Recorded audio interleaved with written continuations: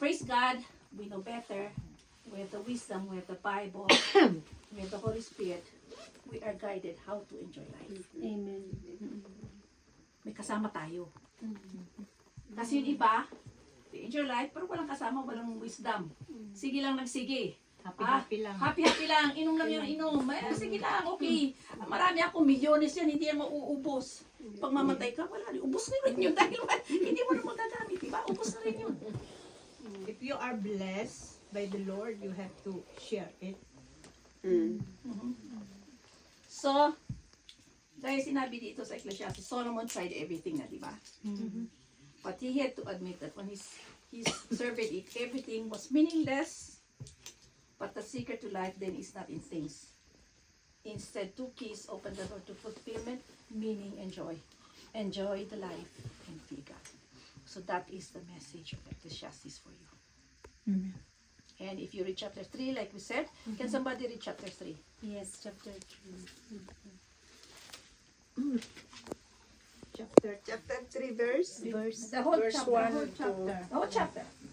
The whole chapter.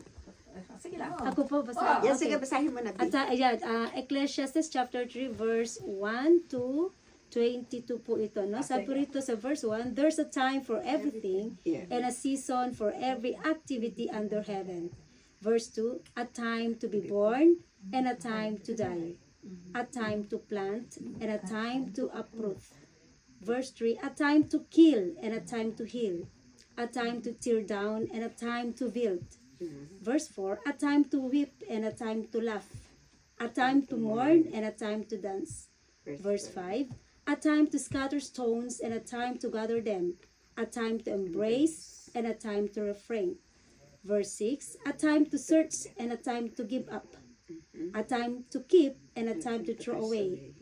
Verse 7, a time to tear and a time to mend. A time to be silent and a time to speak.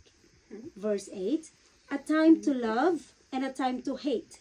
A time for war and a time for peace. Verse 9, what does the worker gain from his toil? Verse 10, I have seen the burden God has laid on men. Verse 11, he has made everything beautiful in its time. He has also set eternity in the hearts of men.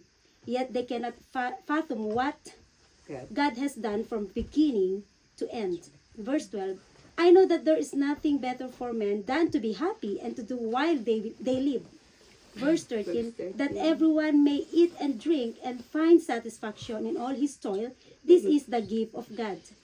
Verse 14, I know that everything God does will endure forever. Nothing can be added to it and nothing taken from it.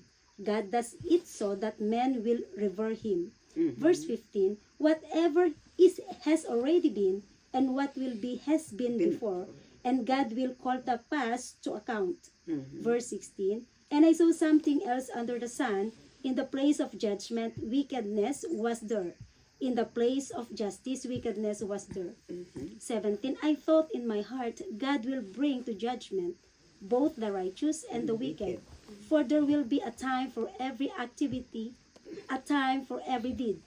Verse 18, I also thought, as for men, God tests them so that they may see that they are like the animals. Verse 19, man's fate is like that of the animals. The same fate awaits them both. As one dies, so dies the other. All have the same breath. Man has no advantage over the animal. Everything is meaningless. Verse 20, all go to the same place. All come from dust, and to dust all return.